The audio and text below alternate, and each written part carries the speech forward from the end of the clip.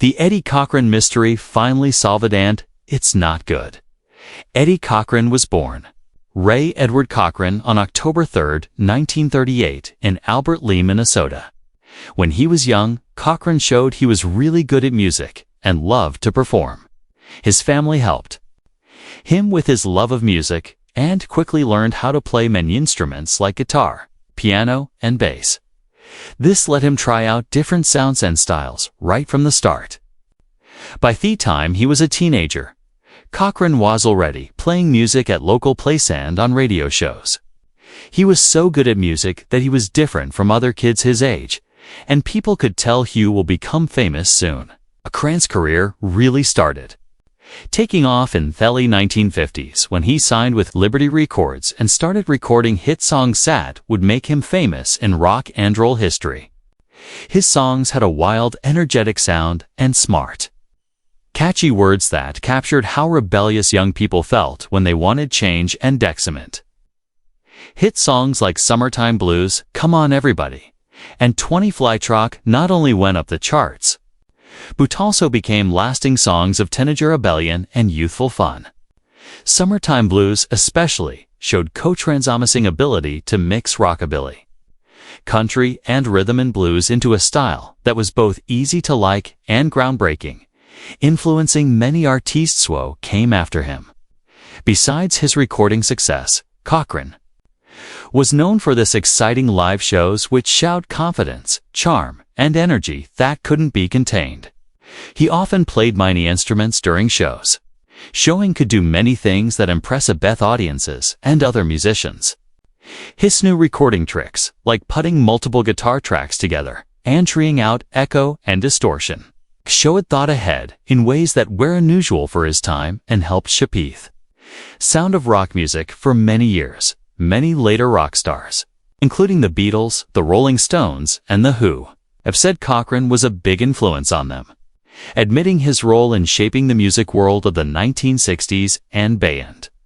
During his sadly short but amazing music career, Eddie Cochran met several important television appearances that showed not only his music skills, but also his charm, youthful energy, and ability to connect with audiences in a time when rock and roll was still new, raw, and shocking to some people.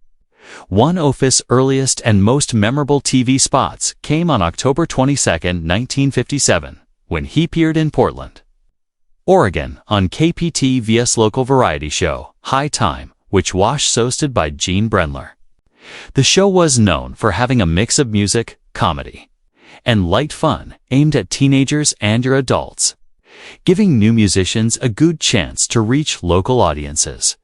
Cochran, dressed in his trademark sharp, youthful style, probably wearing his slicked back hair and guitar hung comfortably over his shoulder, performed the classic song, Am I Blue? It was a performance that showed his ability to play a standard song with emotion and style, mixing his rock feelings with the smoother traditions of the earlier 1950s. Later that same year, during late 1957, Cochran was invited to join the biggest show of Star's 457 tours, one of the most ambitious and star-filled concert packs of the decade. This tour was practically a traveling museum of rock and roll and rhythm and blues talent, featuring some of the biggest names of the time. Buddy Holly and the Crickets, fresh off their breakthrough hits, the piano-pounding genius of Fats Domino, the guitar wizardry and charm of Chuck Berry, the harmonizing magic of the Everly Brothers, teen idol Buddy Knox, the high-energy showmanship of Frankie Lehman, and the smooth pop stylings of Paul Anka, among others. Each night, Cochran took the stage alongside the Seacons, delivering his own exciting set-packed auditoriums. The tour not only made his reputation as a live performer stronger, but also put him with legends, many of whom would influence his art and career path. In November 1958, Cochran's rising fame got him on national television with appearances on American Bandstand, the wildly popular show hosted by Dick Clark that sent music and dance into millions of homes across America. Two teenagers Of the time, appearing on American Bandstand was like hitting the big time. It meant that your face, your sound, and your style were officially part of the youth culture conversation. Shortly after, he was also featured on The Dick Clark Show. Known as Dick Clark's Saturday Night Show, a primetime showcase for pop and rock performers. On this occasion, Cochran performed his now famous anthem, "Come On Everybody," a track that perfectly captured the rebellious joy of late 50s rock, and Roland has since become one of his signature songs. The high-energy performance broadcast coast to coast helped further cement his status as one of the hottest young talents in music. On February 7, 1959, Cochran took part in another major broadcast, performing live on the Southern California Bossa Television show Town Hall Party, a popular show that combined country, rockabilly, and early rock and roll acts.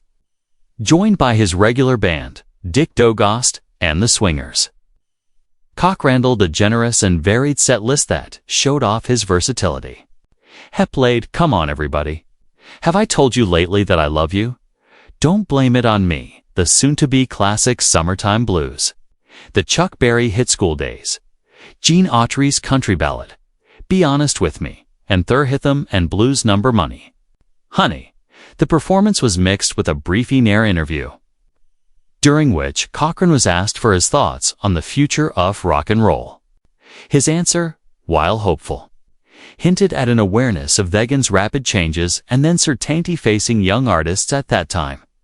Later that same year, on October 10, 1959, Cochran once again appeared on The Dick Clark Show, where he performed "Something Else," his swagger-fledged wah-driven hit, Coraton, with his girlfriend Sharon Shealy and the melodic "Sitting in the Balcony," a song that had helped launch his career just 2 years earlier. This appearance gave audiences a rare chance to see to sides off Cochran, the confident rock and roll showman and the romantic ballad singer. By 1960, Cochran had developed an especially strong following in the United Kingdom, where his energetic American rock and roll style was embraced enthusiastically by British teenagers hungry for fresh sounds. During his UK tour that year, he appeared on the BBC radio show Saturday Club, a show that catered to the youth audience with live music sessions and interviews. He also performed on the British ABC television show Boy Meets Girls, hosted by British rock star Marty Wilde. These appearances were important only because they expanded his international fan base, but also because they influenced the next wave of British musicians, many of whom, like the Beatles and the Rolling Stones, would later cite American rockers like Cochran as major inspirations. In late January 1960, during his time in Britain, Cochran appeared on 2 separate episodes of Boy Meets Girls, performing live with an unmistakable mix of confidence and urgency. Among these songs he delivered was a fresh Lyrilius cover of Ray Charles' Alila, "I Love Her So," which showed his deep respect for rhythm and blues and his ability to adapt his style to different musical genres. Sadly, these appearances would be among the last glimpses fans would have of Cochran on television before his life was cut short in April of that same year.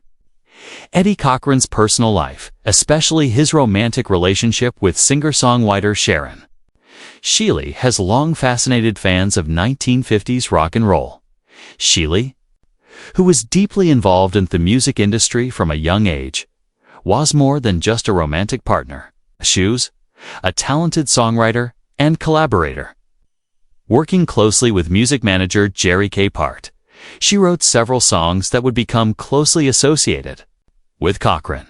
Among these were heartfelt compositions like "Love Again" and "Cherished Memories," which owed not only her songwriting skill, but also her deep understanding of Cochran's musical style and emotional range. Perhaps her most notable achievement in collaboration with Cochran's circle was creating the 1959 rockabilly hit "Something Else" alongside Cochran's brother Bill.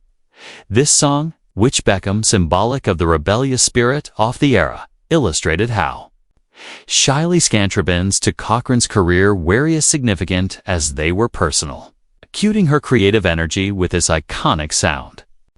The romantic dimension of their relationship was equally compelling.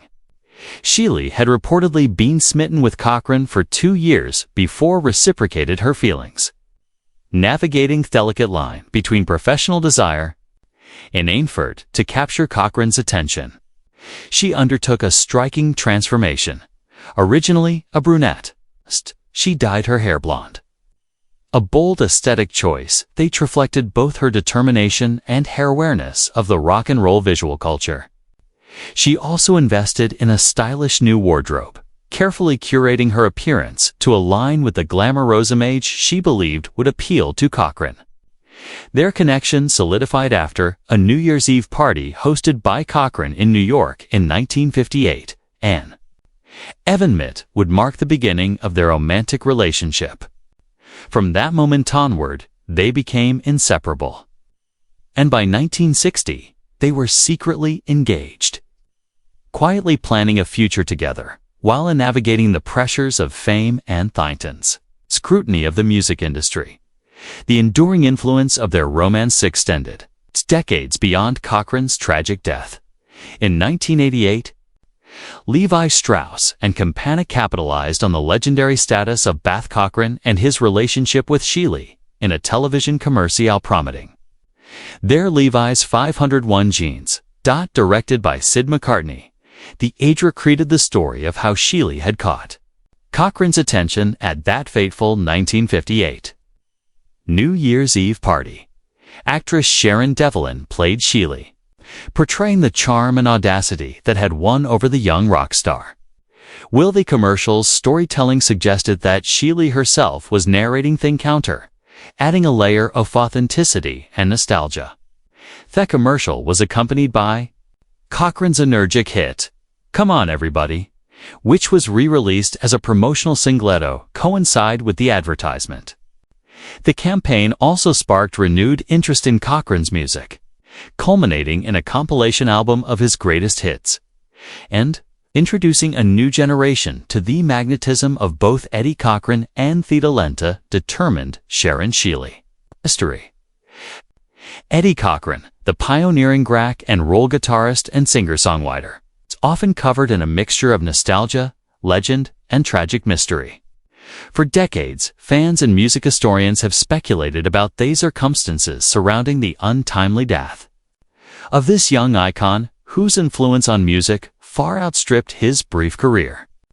Born in 1938 in Albert Lea, Minnesota, Cochran became a symbol of the rebellious energy of the 1950s with hits like Summertime Blues, Come On Everybody, and 20 Flight Rock, which not only captured the teenage spirit of the era, but also inspired countless future rock musicians, including the Beatles and the Rolling Stones. However, his life came to a sudden, shocking end in April 1960 at the age of just 21 following a car accident in England, a country he had come to tour and conquer as part of the burgeoning rock scene.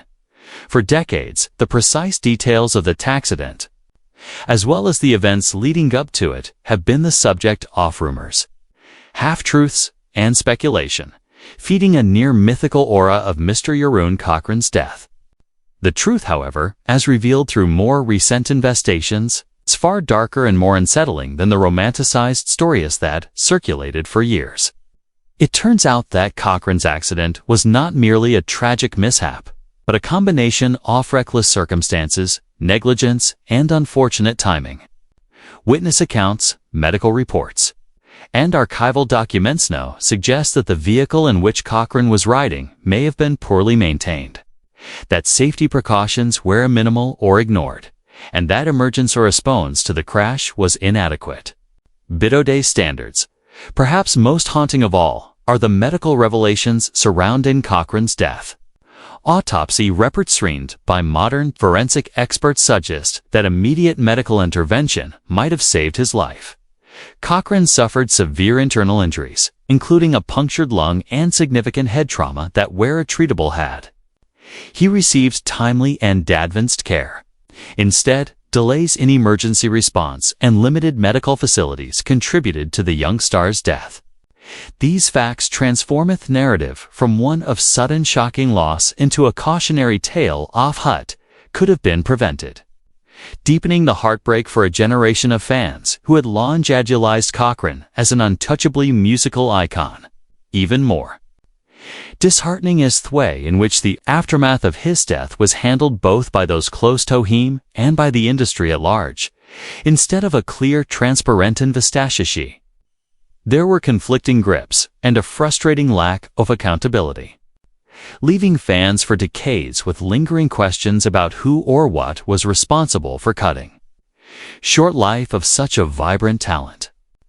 The revelation of these facts not only solves a long-standing mystery, but also paints a sobering picture of how fame, youth, and the pressures of touring in the early rock era could collide in devastating ways.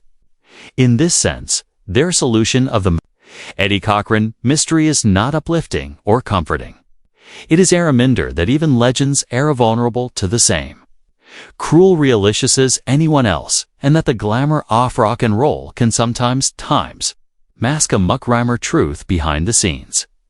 Ultimately, understanding what really happened to Eddie Cochran deepens the thesis of his legacy. It allows us to appreciate not just his musical genius, but also the fragility of life in the fast lane of fame, the dangerous conditions faced by touring musicians of time, and the often overlooked human costs behind the glittering surface of 1950s. Rock and roll, the mystery has finally been solved. But heartbreakingly, the answer isn't.